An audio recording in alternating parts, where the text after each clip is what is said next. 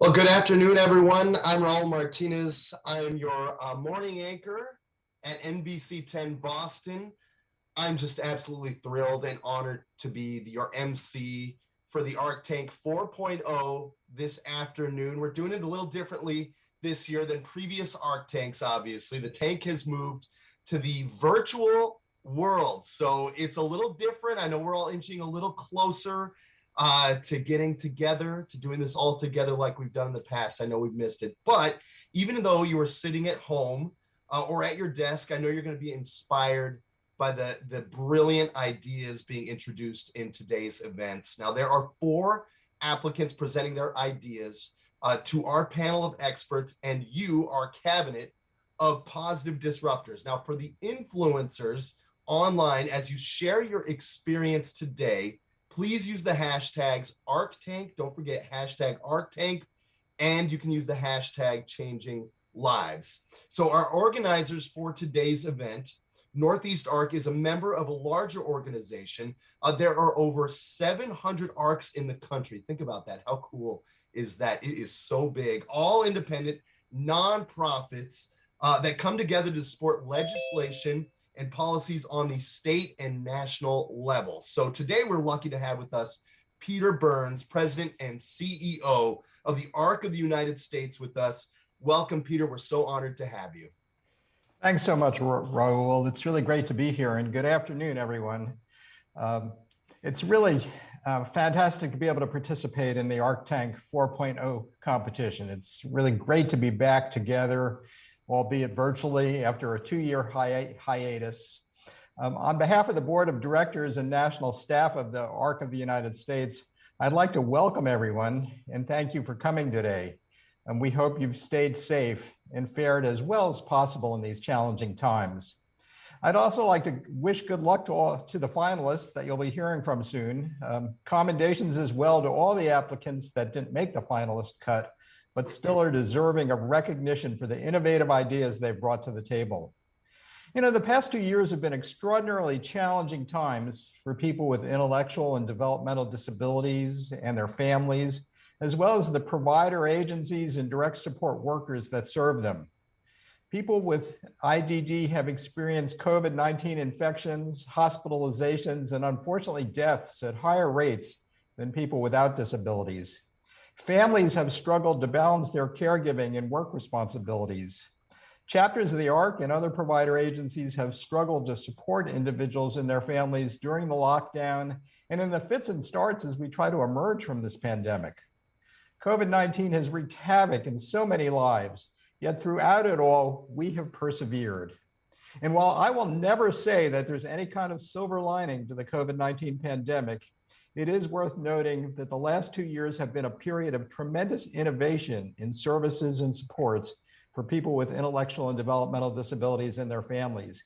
We needed to innovate to survive, and we did both.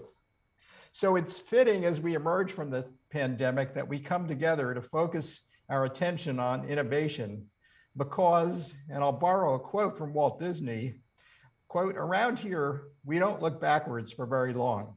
We keep moving forward, opening up new doors and doing new things because we're curious. And curiosity keeps leading us down new paths. So let the competition begin." Thank you, Peter. Such great words. We really look forward to it all. Next, I would like to introduce you to Joanne Simons, President and CEO of the Northeast Arc. Go ahead, Joanne. The floor is yours. Hey, thank you, Raul, and thank you all for joining us at the Arc Tank. The Northeast Arc changes lives, and we've been doing it for nearly 70 years, every minute of every day in over 190 communities in Massachusetts, through over 1,100 committed staff and service to over 15,000 children, adults, and families. 68 years ago, families came together, collaborated, and formed partnerships. These families wanted something different for their child. They had a vision, and the status quo wasn't good enough. 68 years ago, their vision was big, it was bold, and it was innovative. I joined the movement almost 43 years ago when my son John was born with Down syndrome. I had to learn to become an advocate. I had to learn to become a disruptor. I had to fight to ensure he had the same rights, the same freedoms, and the same opportunities as my neighbors and friends' children. I had to learn how to innovate. These past 2 years have required every one of us to change. Our family life has changed, our jobs changed, and at the Northeast Arc, we had to change how we delivered supports to keep people safe, to keep people engaged, and to keep people growing in their personal lives. The past 2 years relied on technology more than ever, and most of the time it worked. Technology was what allowed us to maintain therapies, maintain relationships, and to provide supports to the families and to the people we serve. The past 2 years also highlighted how important human connection and interaction is. People with disabilities or autism have always experienced a higher sense of loneliness and isolation than their peers. For the first time ever, the majority of the world had now also experienced what it meant to be lonely. The world has changed, services have changed, expectations have changed, status quo has changed. Our job now is to use what we have learned to accelerate innovation. We must think even bigger, we must act even bolder. The Changing Lives Fund was established through a $1 million gift by my friend Steve Rosenthal. Steve believes that philanthropy can be used to ignite change, challenge the status quo, and accelerate innovation.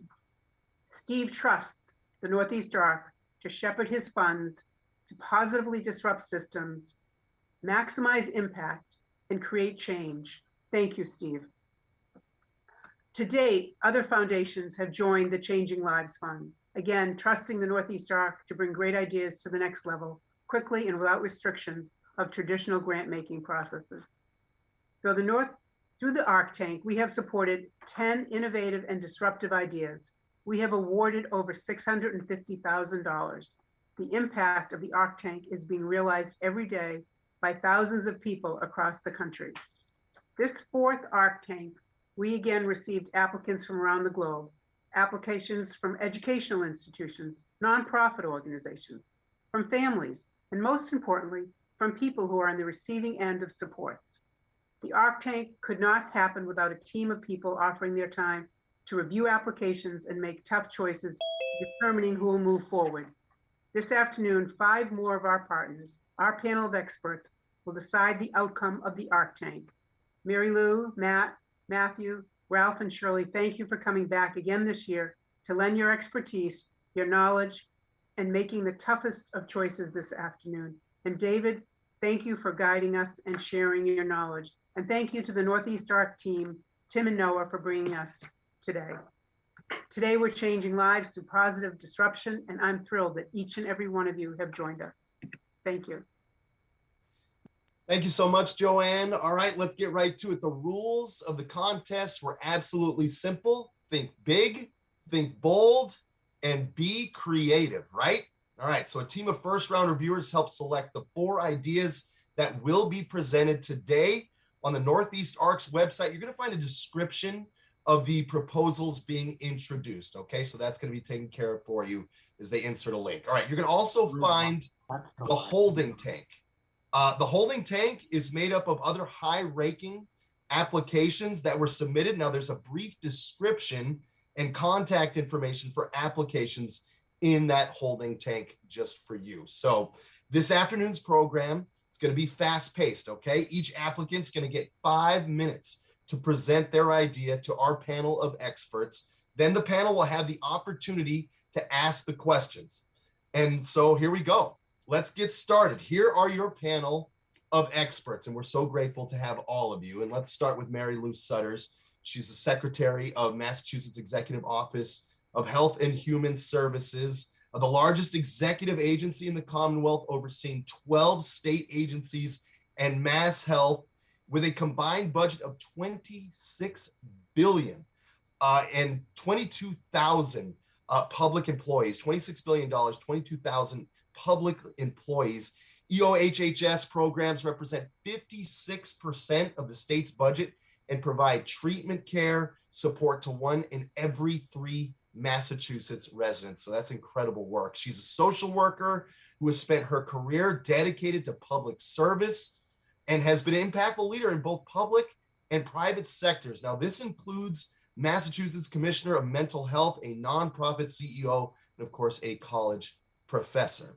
In March 2020, Governor Baker appointed Secretary Sutters to lead the state's COVID-19 response command center. And under her leadership, Massachusetts had the most robust in-state testing capacity in the country. We all saw it with our own eyes, a nation-leading contact tracing program, and nationally acclaimed data reporting system. Now, today, the state is the national leader in vaccine administration in every category. Quite impressive. All right, Matthew Kennedy is the grandnephew of President Kennedy, senior advisor of the Laurel Strategies, and the founder of the Kennedy Merchant Partners. Matt has served in senior roles in the Obama administration. He has also worked closely with the Overseas Private Investment Corporation to develop innovative public-private partnerships, and that's enabling small businesses to learn about overseas markets and begin exporting. Matt also serves on the board of the Robert F. Kennedy Center for Justice and Human Rights and the John F. Kennedy Presidential Library. Just incredible work that he does. So thank you for being here. And Matthew Millett is employed by the Department of Youth Services as a security officer. Matthew previously served on the board for Special Olympics Massachusetts and is a competitive athlete himself. And Matthew and his team played in the 2019 Special Olympics World Games in Abu Dhabi. In one game, Matthew scored a Hail Mary. This is so cool. A Hail Mary basket from within his own free throw line at the buzzer, and quickly became a YouTube sensation. If you haven't seen it, go check it out. It's a video of this feat being viewed by thousands. Now, Shirley Lung is a columnist writing on everything from the intersection of business and politics to gender issues in the workplace. She's a frequent WGBH contributor to Boston Public Radio and Greater Boston shows. Shirley has been a 3-time finalist for the Gerald Loeb Award for commentary. And in 2018, Boston Magazine named her to the list of 100 most influential people in Boston. That's a pretty good list right there. Shirley is a proud parent of 2 sons, both with autism. And Ralph James recently retired from Harvard Business School, currently spends his time on philanthropic ventures and volunteer roles with organizations like Harvard Graduate Schools of Education, Radcliffe Institute of Advanced Studies, Harvard Divinity School, the Joslin Diabetes Center, and International Quilt Museum. It's a busy guy. Ralph and his family continue to be very involved with Northeast ARC. All right, helping the panel of experts deliberate is David Chang. David is an entrepreneur, an angel investor who had held operating roles at 6 startups and invested in 80 companies. Most recently, he was chief executive officer of Gratify Entrepreneur in Residence at Harvard Business School and director of Babson Summer Venture Program. David has been awarded Boston Business Journal's Power 50 Most Influential Bostonians, Boston Inno's 50 on Fire for Education and Investment, and a finalist for the Nevy Angel of the Year. Now, this is David's 4th year of involvement with Arc Tank. Now, look, we are lucky, we really are, to have him moderate and the presentations and guide our panel of experts. So we want to welcome you, David. Thanks for being here.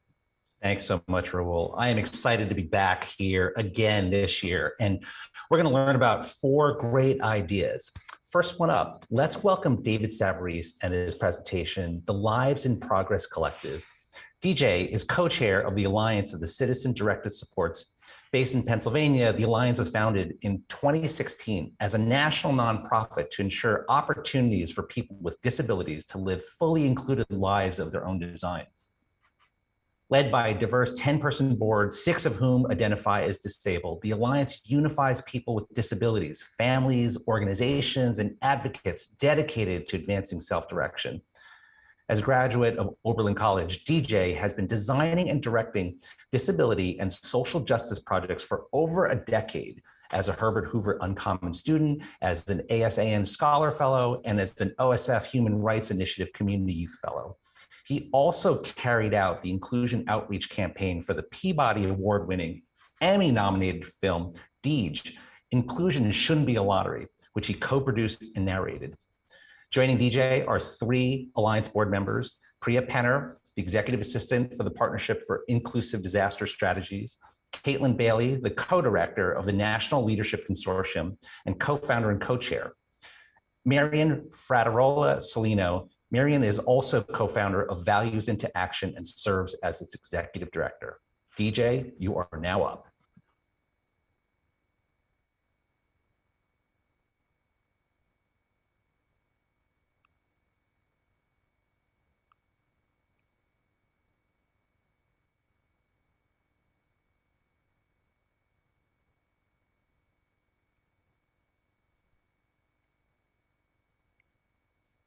Hello, I'm DJ Savarese, co-chair of the Alliance for Citizen-Directed Supports, and we're here today to ask you for $90,000 for our innovative Lives in Progress collective. 30 years after the passage of the ADA, only 2% of adults with disabilities are self-directing their lives. This allows society to view self-direction as an exception, not a human right. The good news is it doesn't have to be this way. The Kennedy School's course on leadership, organizing, and action teaches us that leaders are massively and resiliently hopeful people who support others in their shared goals in the face of uncertainty.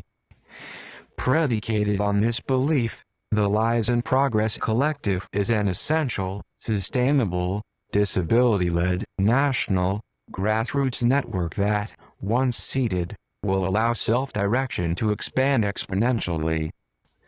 Led by the disabled, particularly the multiply marginalized and alternatively communicating, we will establish a national collective of leaders with disabilities focused on transforming self-direction, and offer a national resource that allows individuals to build self-direction from the ground up.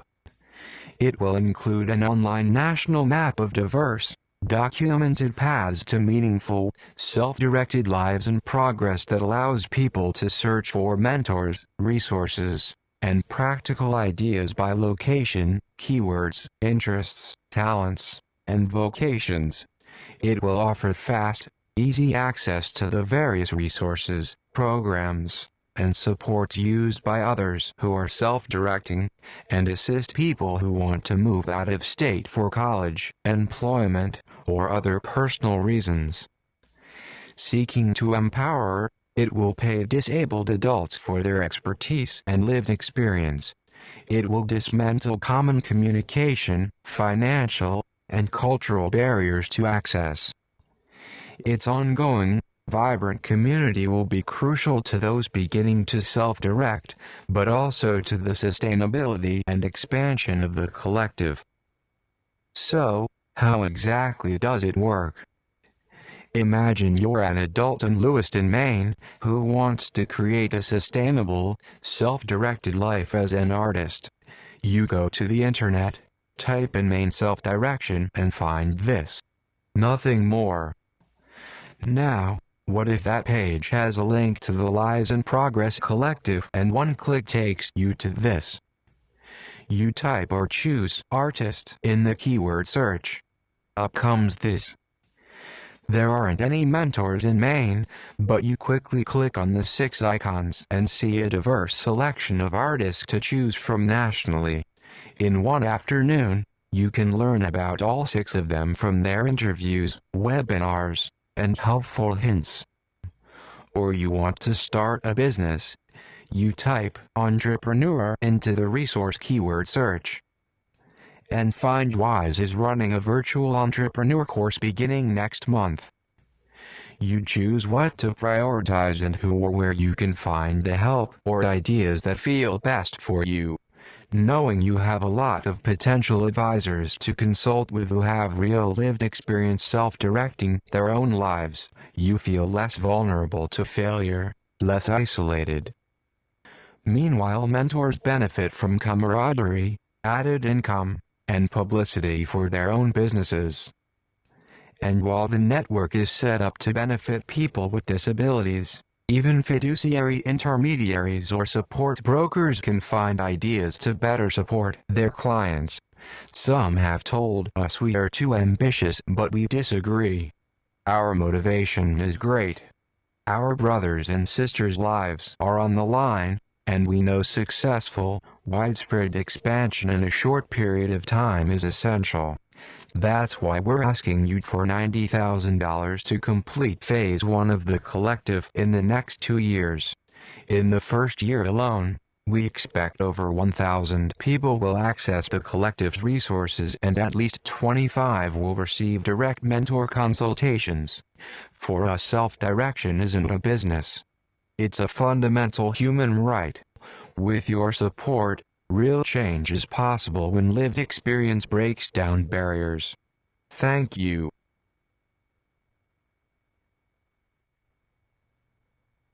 There we go. DJ nailed it with 2 seconds left. So our experts, do you have any questions?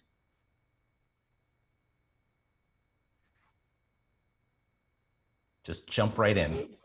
So, Ralph, I have a question. The very last bullet under timeframes and measurable goals talks about the project securing financial sustainability.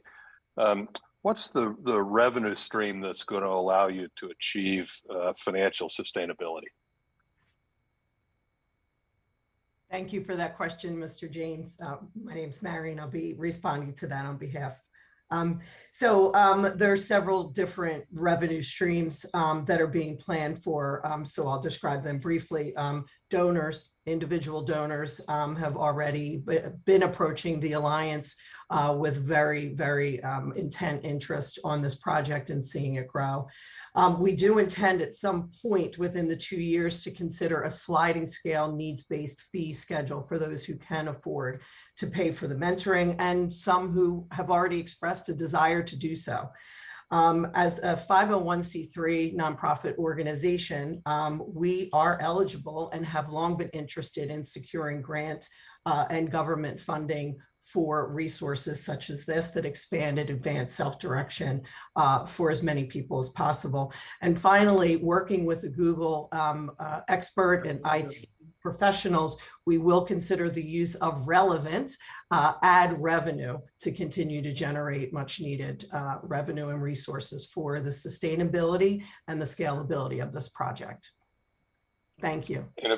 And if I can ask a follow-up question, you mentioned in your write-up you have direct working relationships with a couple of dozen different organizations. Have you approached any of those organizations to help you fund this this project?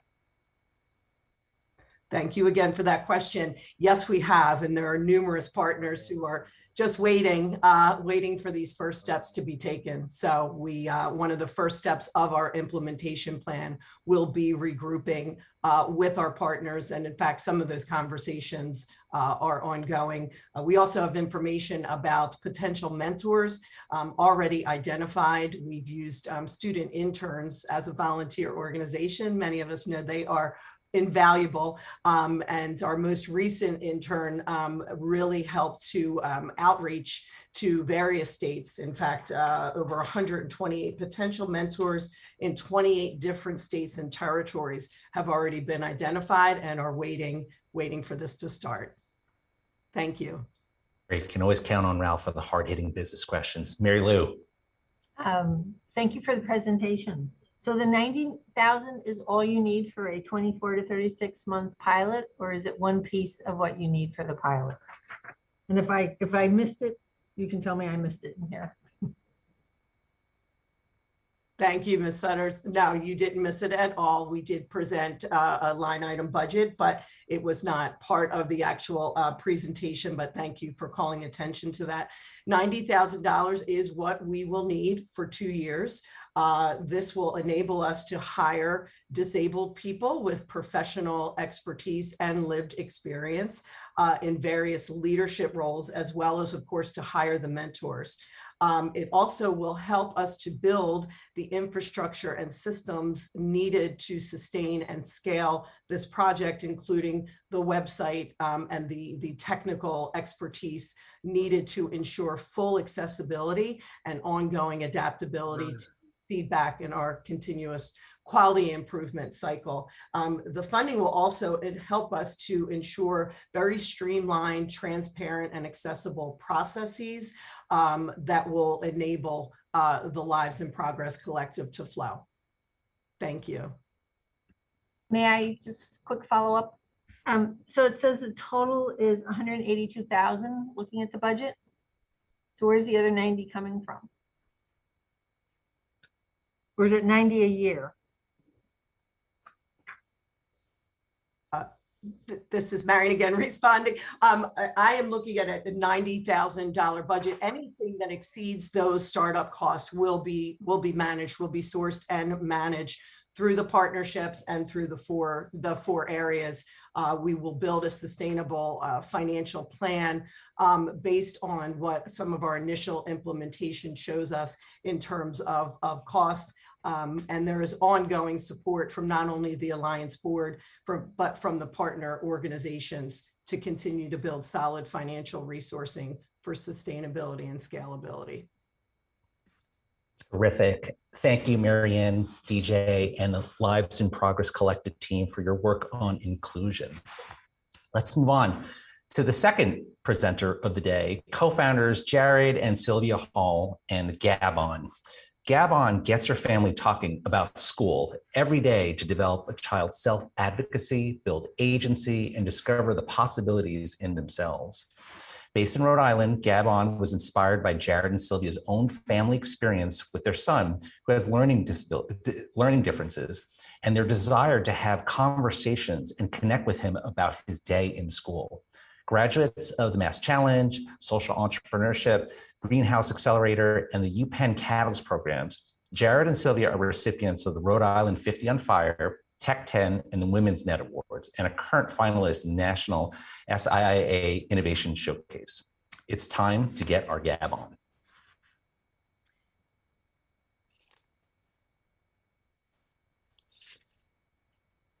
Thank you so much. John Gabrielli is a neuroscientist at MIT who's studying the impact of dialogue on a child's brain. And he discovered that it's almost magical how parental conversations can influence the biological growth of the brain. Welcome to Gab-on, where you'll discover that the consistent conversations you have with your child about their day at school will biologically change their brain, develop their self-advocacy skills, build agency, and allow them to discover the possibilities in themselves. But how does a child who learns differently remember their day, or know where to start, or even tell a story? I'm Sylvia Hall, co-founder of Gab-on. We're partnered with a research team in UPenn GSE to prove the impact of our work. And we're deployed in school districts in Texas, Arizona, Pennsylvania, and New Jersey, with new districts coming on board soon.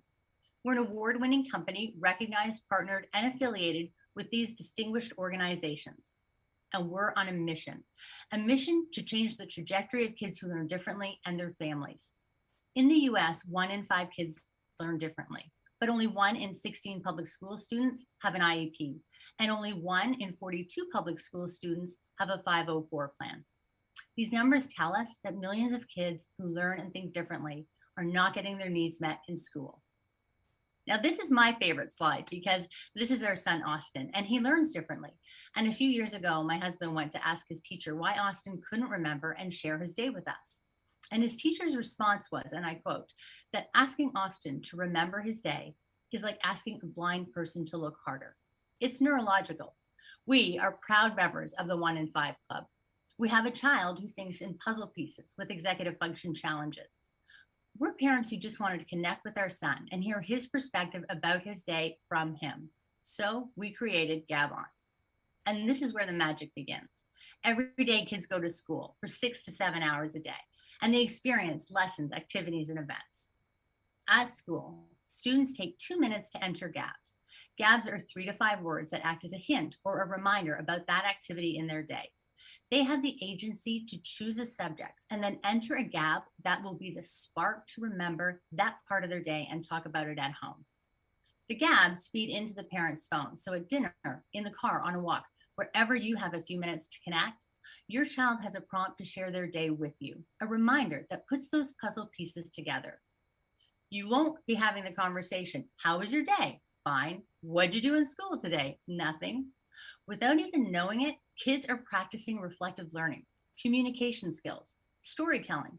They're exercising their working memory and their executive functions. Amazingly, these conversations that start out about activities and lessons often lead to bigger conversations about social situations, peer relationships, what's happening in the real world. We're probably the only company that built technology to get kids off of technology and connect face to face. You look for different tools and resources that are a key to unlock a door that you want to unlock so desperately, to see who your child is, to get to know them and understand them as a person, so that you can be a better parent to them. And so I feel like this is a key to a door for us. And we were able to unlock a door that I've been wanting to unlock desperately for years.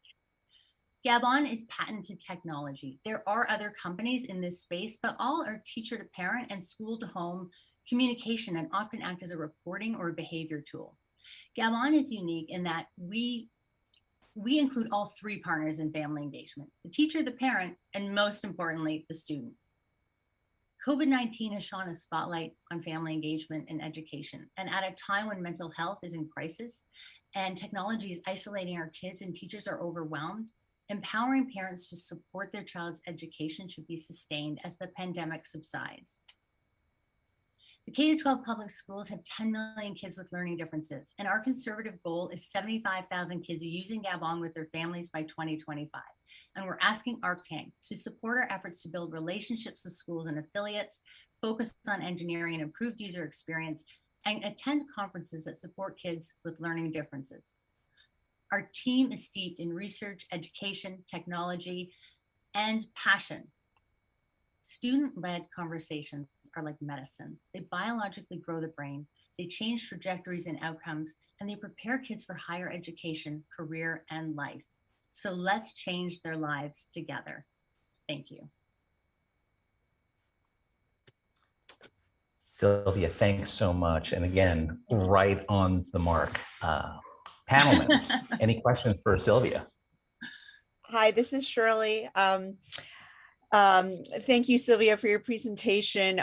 When I was watching your presentation, and also I'd watched some of the YouTube testimonials, it was almost like you videotaped my dinner conversation. You know, I have two sons, 9 and 11. Every day we ask them at dinner, how was school? And they said, fine, or nothing happened. And you're like, we know a lot of stuff happened. So one question is, it seems like you need, and my kids also are on, they have IAPs, they have 504s, and so but I would love to engage them more and talk with them more and have conversations, but it seems like you need buy-in from the school, because if they want to remember their day, they need computer time at school, right? So how does that work? Because it doesn't happen at home, it happens at school, right? Yeah, so the magic is the magic is that, yes, the kids we have schools on board, and the kids input the GABs at school. And the reason we get buy-in from schools is because it only takes 2 minutes a day. We built this with educators, we built this with parents. And so we weave Gabon into the fabric of the school and of the classroom. So often as an exit ticket in a class, or at the end of the day, the teacher allows the students 2 minutes, and they just input 3 to 5 words. It's not a sentence, it's not a paragraph, it's literally onion skin and lake water is a GAB. It's just enough to act as a prompt or a hint about that day that they can then circle back to at home. So family engagement has definitely had that spotlight on it since COVID, even before COVID. And we make it very simple and very quick, actually, at school to then get families engaged who maybe can't come into school. We bring school to home. And let's, sorry, another follow-up. So let's say you don't have buy-in from schools. How can you use your app? It seems like you can, there's you can use, this app seems very useful, even if you don't have your kids typing something at school, right? Yeah, so we are available on the Google Play and the Apple Store, and we do have families using it directly. Often for kids who learn differently, we've had parents just approach their resource teacher and ask them to help them in the day, just input a couple of words, or we just have families using it directly, where the kids are coming home and they're inputting GABs, or they're inputting GABs at school, but on their phone. But more often than not, it's in the school on a Chromebook, entering the GABs, again, as part of the school culture, weave it into the fabric of the classroom. That's. And one last, I'm sorry, this is a fast question. So what, not all the kids are on computers. So what is the target age group? Yeah, great question. So we originally started with middle and high school as the target age group, because of the one-to-one devices, and because just parental volunteering, or their parents getting into school just doesn't happen as much as it does in elementary. But the feedback we receive from elementary schools is that it's so important even at the younger age, and laying the foundation for having those conversations. And so we have younger ages where they may not have a one-to-one Chromebook. The teacher sits down at the end of the day and has a reflective time with the kids, and then she can input their suggested GABs for the whole group. Or we also have a teacher using it with in the younger grades, and she just has throughout the day kids going to the one computer in the classroom and inputting their GABs. So we really try to ensure that however that will work in the classroom, we're so flexible in how we can weave that in. Matt, I see you have your finger right on the. Oh yeah, pulse. sorry. Go for it. You have a question. Yeah, quick question. So how many schools do you guys need to sort of get to the 75,000 number that you guys are talking about here? Great question. So how many schools we need? So we're figuring on average is maybe 1,000 kids per school. And so we would be looking at 75 schools. What we love about this product is that it's very inclusive, and we built it that way. And so although we built it with the intention for kids with learning differences, they have so much technology and so many parts of their day that they're already separated. We wanted to be inclusive. And so when we often land in a school in a special education department, we expand to a whole school using it. So all kids are getting the benefit of it. Thank you, Matt, for the question, and Sylvia and Gabon for the presentation. Unfortunately, we're out of time for questions. And so let's all give a big round of applause, a virtual applause, and move on to the third presenter of the day. So the third one, we've got Phil Kong-Chu and his program Warm Springs. Phil is the founder and CEO of Emotion RX, a multi-award winning medical device public benefit company based in Cambridge and specializes in physical rehabilitation. Emotion RX invents and develops novel assisted devices to facilitate standing, moving, and walking among people with varying levels of ambulatory impairment. A mathematician, inventor, and poet, Phil started his career on Wall Street trading financial derivatives. And Phil currently serves as board chair of the City of Cambridge Commission for Persons with Disabilities and a council member of MassMatch. MassMatch is the Commonwealth's initiative to maximize assistive technology in consumers' hands. Phil holds an ALM in literature and creative writing from Harvard University. Phil, take it away.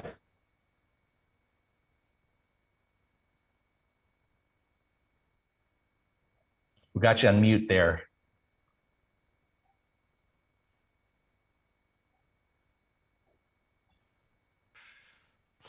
Good. Okay, can you hear me? You sound great. Yes, all right.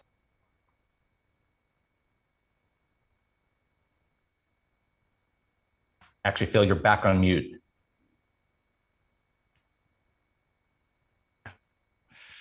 So, you're totally good now. We'll restart the clock. All good. All yours.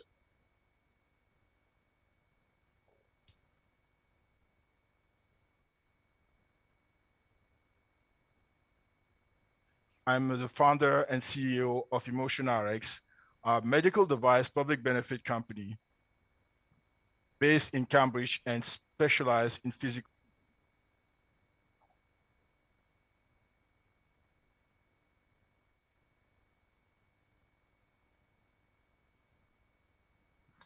Phil, unfortunately, you're on mute again. I think there might be a technical issue.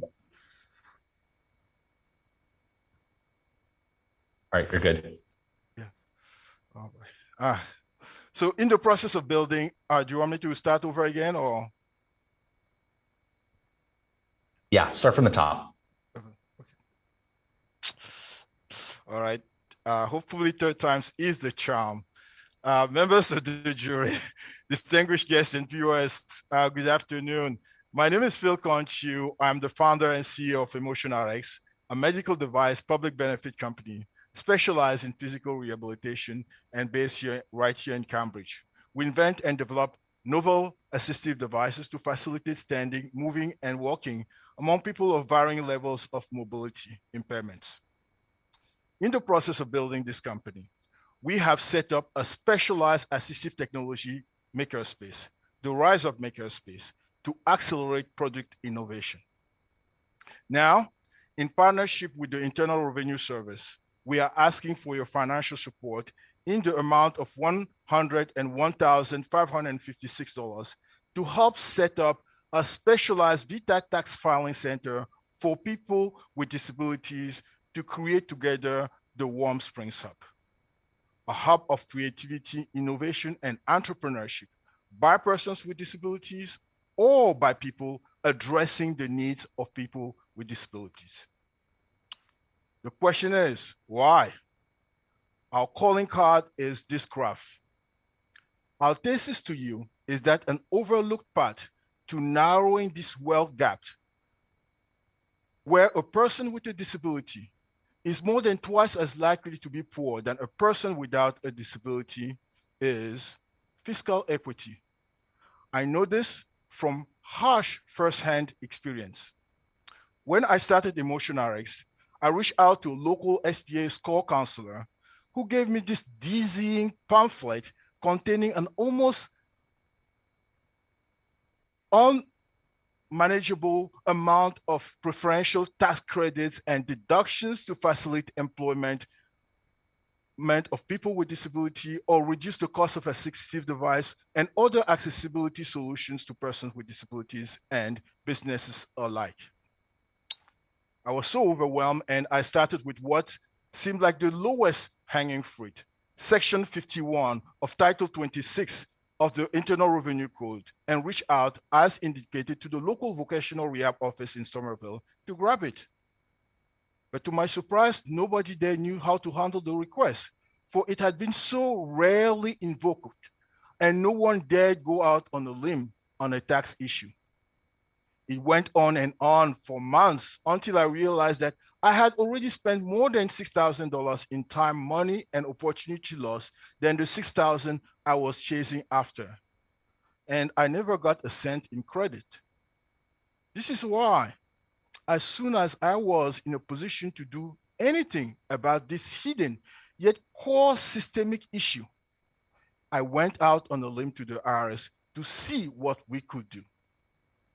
It turns out that the IRS is willing and able to assist. Quote, I can guarantee you that on our end, as the IRS, we will do everything we can to support your VITA program, they say. Furthermore, the IRS awards matching funds to support organizations that offer free tax preparation service. This is my story in this. This is my case. This is the case of millions of people with disabilities nationwide let down by the very instruments created to support them. So it is springtime as we all set out to breathe some fresh air and enjoy a little bit of warmth. It is time to revisit old issues anew. And April being Poetry Month, I would like now to share this heartfelt poem of mine that contains this very apropos proposition. A rightful claim in equity that is not yet the law is only surpassed in moral disquiet by a due legal right that cannot be claimed. Yes, let's conclude this presentation with the poem's concluding creed that I urge you to hold high. Equity without equity is no equity. Thank you. Thanks, Phil, and I appreciate your patience with the technical challenges. Our expert judges, some questions for Phil. This is Ralph. I have a question. It seems to me that the key to your success is outreach and reaching out to people who need the IRS services but don't know that they need the IRS services. So what's your outreach plan to bring people into the fold? Excellent question. Thank you. As I was mentioning, Title 51 and in the specific tax that I wanted to apply, it lists 3 different organizations: the local vocational rehab offices, and these are the VA offices and the employment offices of each individual state as the places where the tax is should be applied and used.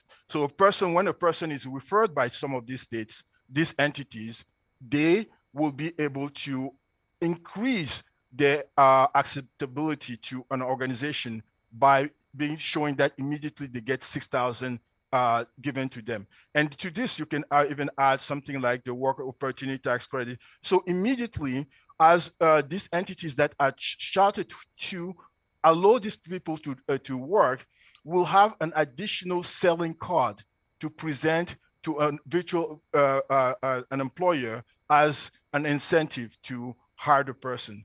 And I can give you a quick example. I mean, one of the things that in an op-ed in a couple of years, Tech Energy Junior presented in the New York Times, he was mentioning this person who was trying to get a job, and they told him that he had a voice impairment and he could not work, and therefore they will not give him a chance to work. But it's only if they had a tax, they will be saying, the person could say, well, give me this chance to work. It doesn't cost you anything in the beginning. He would have had a chance to really given a tryout at no cost to his employer, as they and to really allay that prejudice. Thank you. Other questions?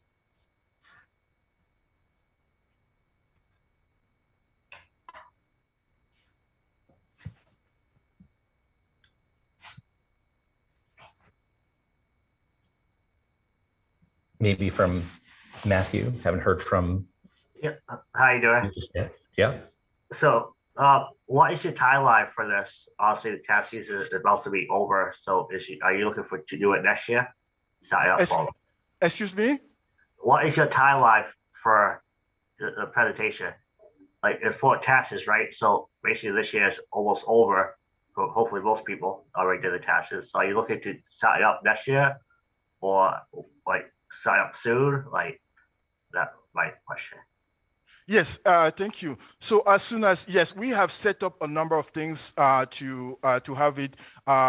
We were hoping to be able even to start something this year. But the thing is that to put the whole setup, you need to have to make sure that it is safe, to have like verified that the communication, the privacy of information that is shared in these channels is well done, and have the equipment to do. So yes, we realistically hope that by sometime, for the mass season for individuals, it should be, it will be probably the next tax season. But we will set up immediately to set everything in place as soon as we can, so that we can establish the relationship with the entities that I was mentioning in response to Ralph's question, whether it's the local vocational rehab office, the VA office, or the employment office. These are things that you have to have in place before the tax season goes in place. And many of the, also additionally, the service that we expect to provide are not just services to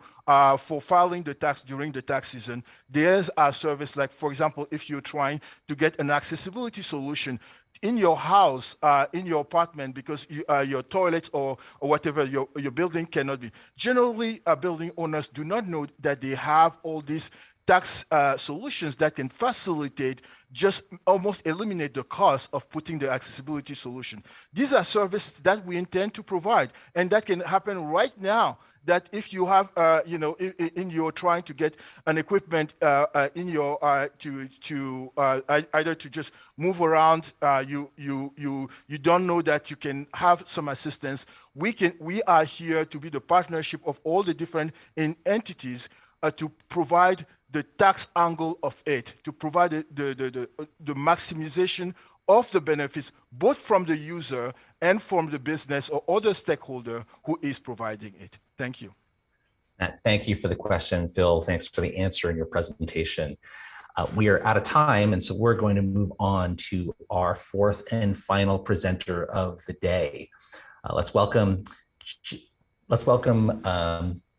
Janine Birmingham. Sorry, missed that for a second. Janine Birmingham, Abby Perella, and Christine Walker, and their presentation, Sensational Story Time with a Yoga Twist. This program is a signature initiative of the Arc of the South Shore, a nonprofit based in Hingham, Massachusetts, that's dedicated to serving people with intellectual and developmental disabilities and autism.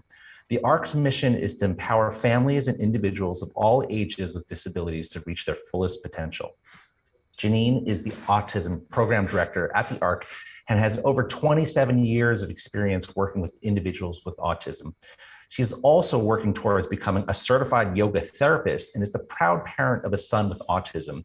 She's joined by Abby Perella, the Arc's Chief Operations Officer and soon to be CEO, and Christine Walker of the Little Bee Yoga Company. Take it away. We're here from the Arc of the South Shore asking for $37,000 to develop an online curriculum to expand our sensational Storytime yoga program to libraries and community settings. This inclusive program combines Storytime with sensory kits and yoga to offer hands-on educational experience for the entire family. This plug-and-play model will replicate the magic of this innovative program. With Arc Tank funding, we will launch at 8 new locations in the first year and improve the lives of 1,000 individuals.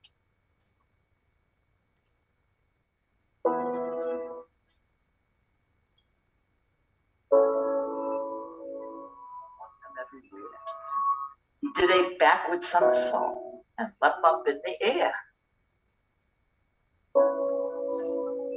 Gerald felt so wonderful, his mouth open wide. I am dancing, yes, I'm dancing. I am dancing, Gerald cried. This is our giraffe. So you see, the moral of the story is you want to give people a chance, okay? Always. We never say we can't do something. We can do it all if we put our mind to it. I am so proud to be part of this village that has developed this program because it includes 3 of my most favorite things in the world: children with special needs, children's books, and children's yoga. And it's just such an incredible experience for families to be a part of. And I'm so excited that we can share this magic with them. Usually when parents come to a library, let's say, with a child with special needs, it can be very intimidating, because in a library, you're supposed to be quiet, you're supposed to follow certain rules, and that can be really hard for our little guys that aren't really regulated to be able to do that. So therefore, what we want to do is create a community together, teaching the children how to come into the community and in a safe, loving place where parents can relax, because usually when parents walk in, their shoulders are up to their ears because they're afraid of what's going to happen next. And this way you see them come into our room and their shoulders relax, they breathe slower, and they just have a wonderful time with their children. And they don't have to be the therapist, they don't have to be the doctor, they don't have to be on. All they have to do is just have fun.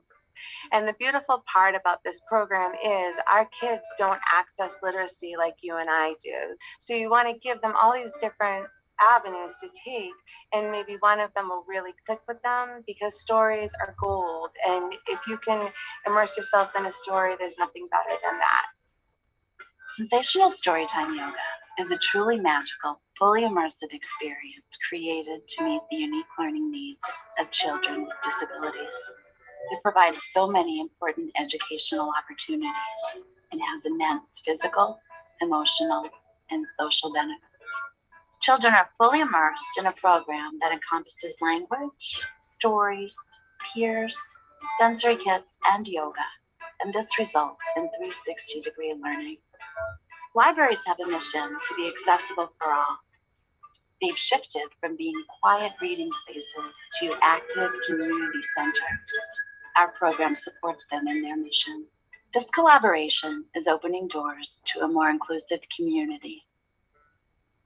This program is so very important, and I see the reach of this. You know, it's really helping in our daily lives, and it's giving her skills that she can use as she goes out in the world, and the world can be kind of tricky for her, so it's important for her to have those skills. It's just been such a wonderful, wonderful gift, and I feel like that gift needs to be extended to other parents because it's heartbreaking and isolating to not be able to do things, you know, as a family or with your kid. And so to find a space where your kid can look typical and fit in and they can feel so confident.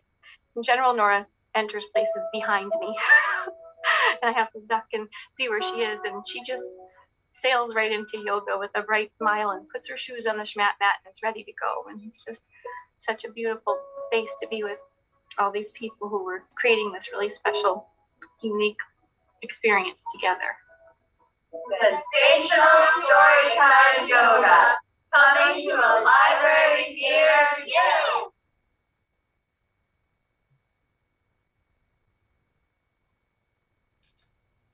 Terrific. Thank you for sharing that. Our judges, questions for the team.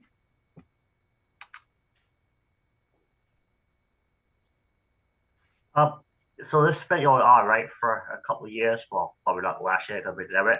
What other has been the challenges? What has been the issues or the pluses that you have seen?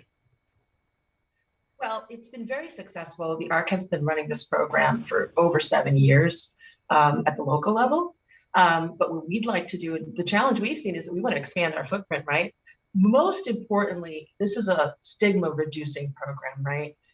Children with disabilities and their families can now walk into a library and command that respect. So that's like the most important piece.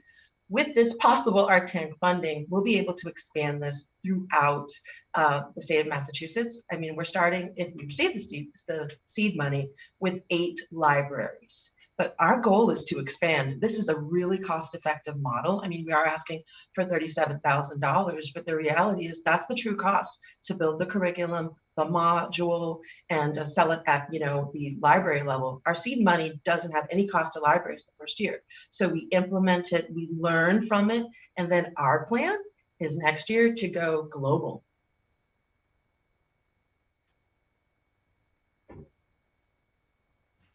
Other questions? I have another question. Everyone else does it. Is it a drop-in or is it like sign up for 8 weeks, or you drop in wherever you can during those 10 weeks? In order to screen the participants and to accommodate for individual needs, we have them register through the ARC. And I ask necessary questions so that we can make it the most therapeutic experience possible.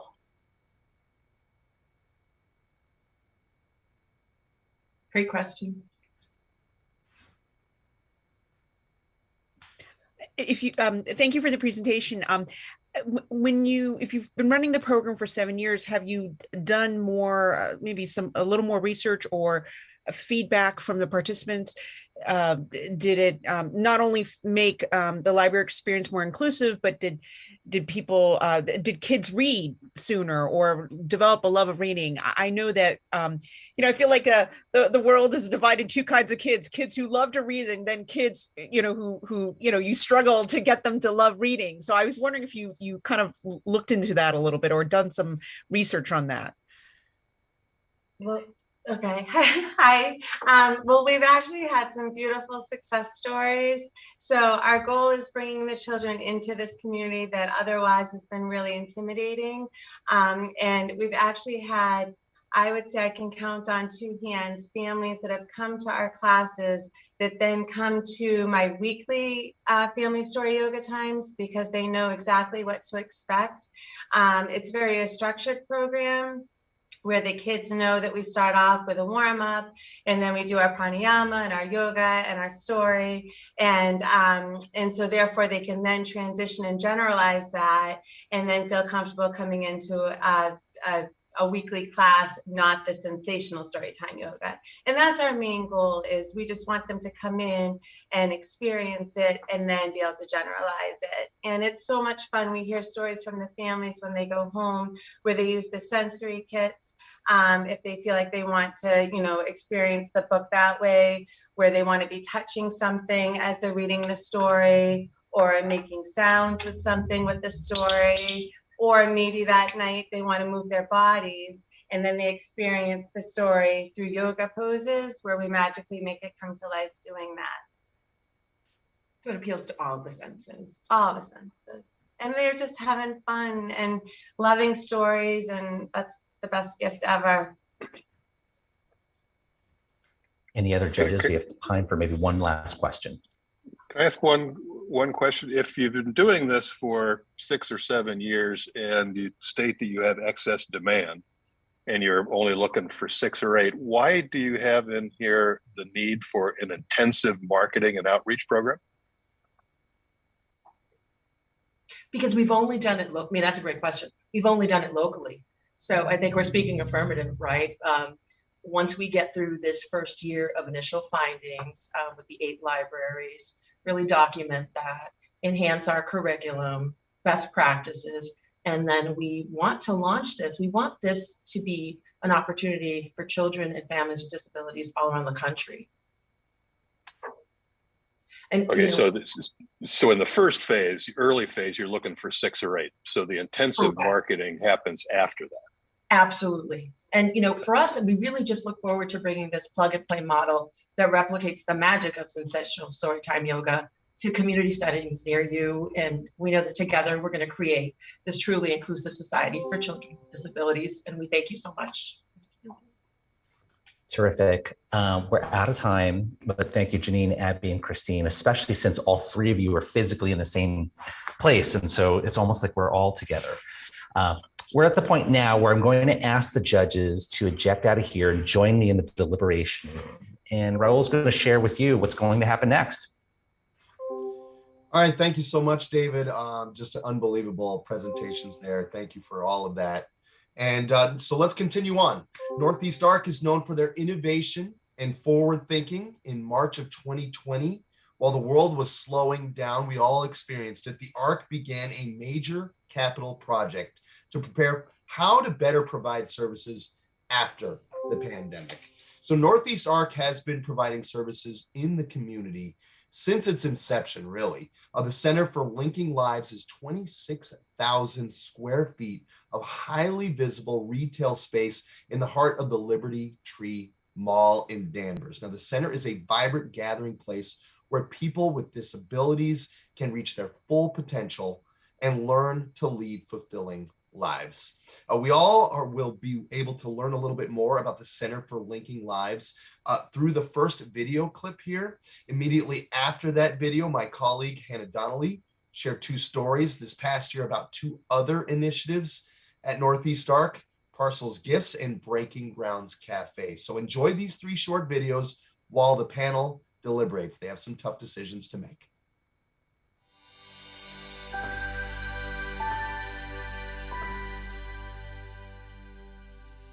People think of disability, they think of the Northeast Arc because we've been here for over 65 years. The Northeast Arc's mission is to include people with disabilities in our lives.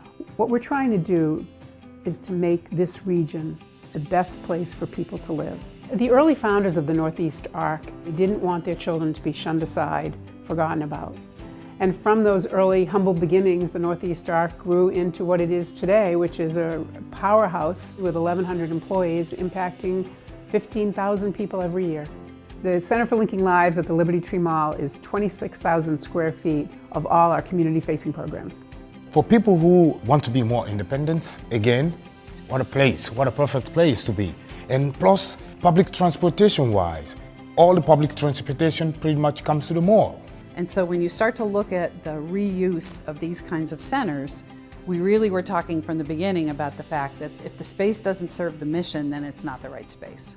We've always talked about community, but we weren't in the community. So we weren't as visible within the community as we needed to be. I get excited when I see the collaboration that's happening among all our departments. We're no longer in separate buildings or in separate floors, siloed by our physical presence. When a family calls the center looking for information, I know right from the get-go that we're going to change that family's life. We're building this community and families will come. It's not a segregated place. The parents can be in a room attending a sport group, the child can be attending a recreation program. If I were going back a few years when my son with Down syndrome was born and I was coming here to get service for him, I would be filled with hope and optimism about his future. The right moment for the Center for Linking Lives is now. Our malls are going under tremendous rebirth, but they could have still a vibrancy and an important element in our community. If you look at this kind of space, the ability to be able to quickly change it, I mean, there's nothing here that's fixed, that can't be moved, that can't be a hotel space so that people can come and go. And I think really ready to come at whatever comes at us next. And I love the fact that we have all glass doors going in and out of these spaces. There's nothing that's behind closed doors anymore. I'm excited about the fact that the community gets to see us every single day and they know what we do. And the excitement around Parcels, the retail store that we've opened that features the work, the products made by people with disabilities from all over the country. My name is Elizabeth Jason. I paint and I make this mask and we do arts and crafts. The Center for Linking Lives also provides an important environment for eliminating barriers that exist between staff and the people that support them. You really don't know who are the helpers and who are being helped. So I've been in this agency since summer of 1993.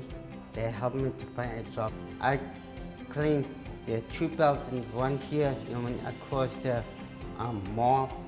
I do a variety of different programs. I work in employment opportunities where I go work for a job called Brightview Senior Living. I worked how to build up a resume, how to take care of money, and how to be a good employee / good future supervisor. There's a vibrancy here. There's a feeling of, I can be myself. I can do things here that I might not have an opportunity to do elsewhere. I have a lot of friends in the program. I like to learn. We have never forgotten that innovation is the core of what we do. When this space post-pandemic is fully realized, so fully staffed, and we're doing all that we're capable of doing, we will have a playbook that will allow other organizations in other towns and cities around Massachusetts and around the country to do the same thing. In 10 years or so, we're going to look back and say that this was a game changer, not only for the North Shore, but for the country.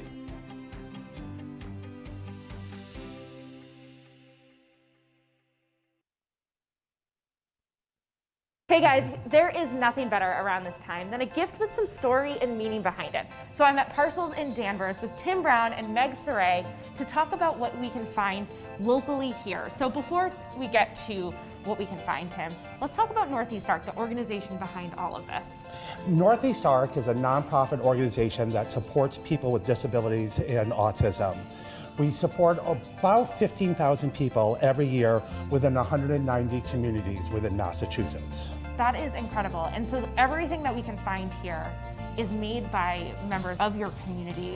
What can we find? Through Parcels, we are able to purchase items that are either made by people with disabilities, through businesses owned by somebody with a disability, or a social enterprise. We have a full range of products, from pet treats to baby clothes, to bath and body products, artwork, candies and jams. So it's a little bit of everything. And Meg, you are one of the artists here, and the paintings and the pottery that you have here are incredible. So talk about how this experience of contributing to Parcels has enhanced your life, but also your art. So I've never done this before, and I've been here for 2 years, so it's pretty cool, and it always sells out, which is amazing. And I don't want to stand it, but I like it. And what has been your favorite part about doing art? You know, how did you get into this in the first place? Well, my grandfather used to paint, and I tried to learn from him, but it didn't happen. So I taught myself to draw and did art classes and whatever, and then I came here and was told that there was a real one, so I joined in, and that's that. And it's not just the art here and the products here that support the community, but it's also, you have an incredible internship program, that supports this community as well. Can you talk a little bit about that? So we developed a training program at Parcels that allows someone with a disability to go through an intensive training program, graduate, and be able to be a well-trained workforce. And so we support people throughout the whole internship program and then support them in finding jobs within the community. I love that, and I think so many people at home are going to love this. So how can people get involved, support you guys, find you guys? Well, Parcels itself is located right in the Liberty Tree Mall in Danvers. You can find out more information on our website about the Northeast Arc and about Parcels in particular, and the site is ne-arc.org. Awesome. Well, thank you so much, Tim and Meg, and we'll send it back to you guys.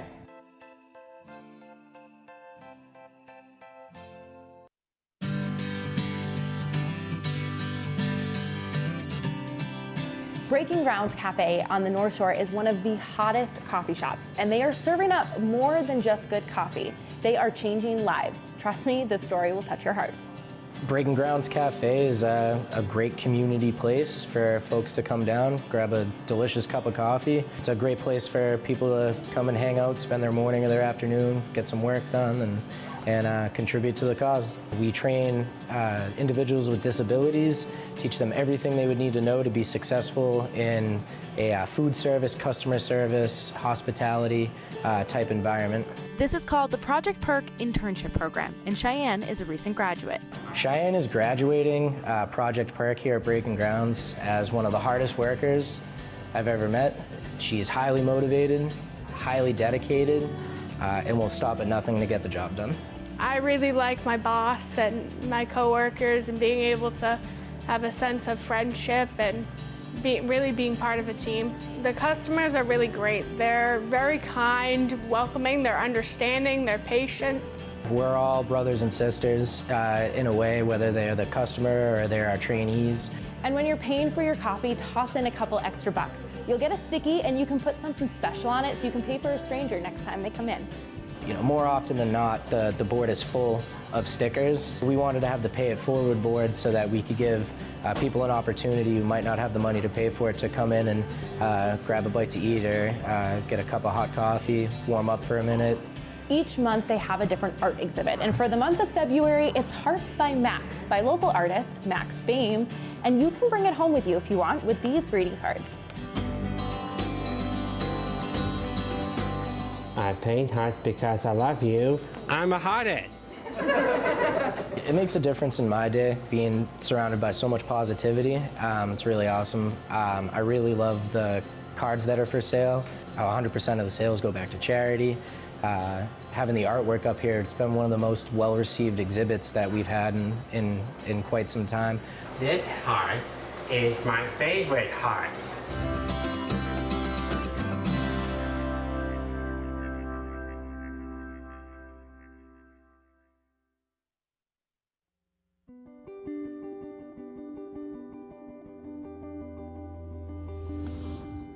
The Arc Tank is a social innovation challenge that we operate where over the past 3 years we've awarded $650,000 to big and bold ideas that have helped positively disrupt how disability services are offered. What I was doing is taking my home life with my family, raising Ted, who has pretty significant autism, and my professional life as firefighter, and I started thinking, what if these worlds collide? And it really got me thinking that we needed to develop this program. We begin with this. The family of a 13-year-old boy with autism is demanding answers. CBS News has learned new details tonight in the fatal shooting of a 6-year-old autistic boy. An update now on the case of a teenage boy with autism getting shot by Salt Lake City police. Based on my years of experience, all of these tragedies can be prevented, but they're prevented through training. We train how to interact with people with disabilities and what may happen when you do have contact. I too have a disabled child. She's completely nonverbal, named Sophia. As a police officer, we're trained, to rush in, we rush in, and we problem solve, whatever that problem is. But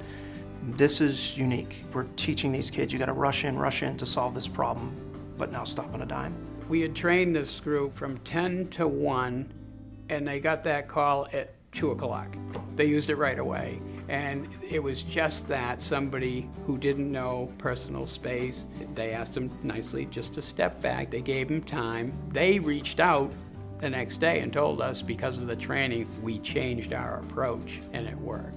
With the Arc Tank, we took the training to a level where we could train others to teach in their regions. Not only is it training first responders, it's bringing communities together. We do a lot of outreach. We work with people with disabilities and families, and we try to teach them what the 911 system is about. A lot of police departments and fire departments will have photos of children that are on the spectrum. And what I really encourage our students and our recruits to do is recognize the face, the name, and the address. And I try and encourage them to, when you go to 123 Main Street for the first time, I want you to walk in, and this little boy's face is Teddy. I want you to actually walk in and say, "Hey, Teddy, what's going on?" And Teddy's gonna take a step back and he's gonna look at you and be like, "Who the heck is this guy? How does he know me?" He doesn't know you, but you're building a rapport and you're breaking down barriers.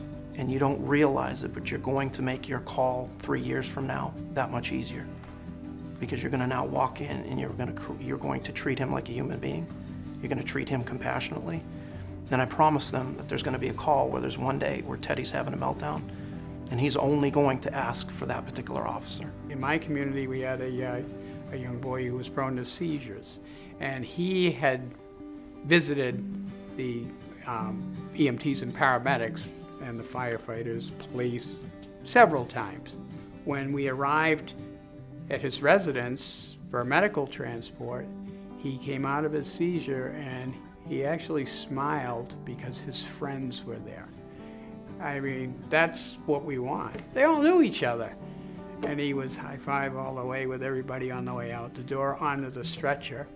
And we knew he liked to blow the siren, so we'd have to blow the siren for him going to the hospital. That's what it's about, making these connections so we're comfortable with each other. I think it's a testament to our program that Bill's created, that we are just not having some of the horror stories here in the Northeast.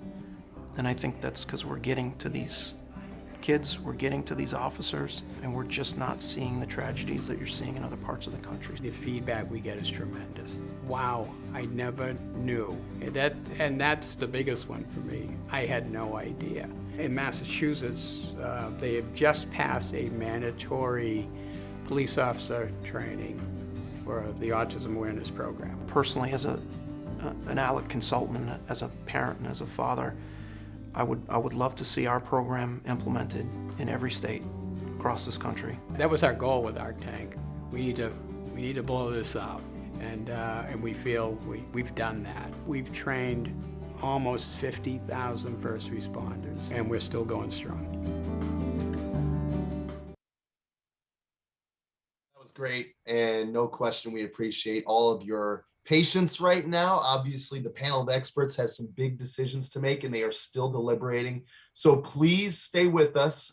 They will be back in just a few minutes and we'll be right back with the results. So please stay patiently. I know you're anxiously waiting.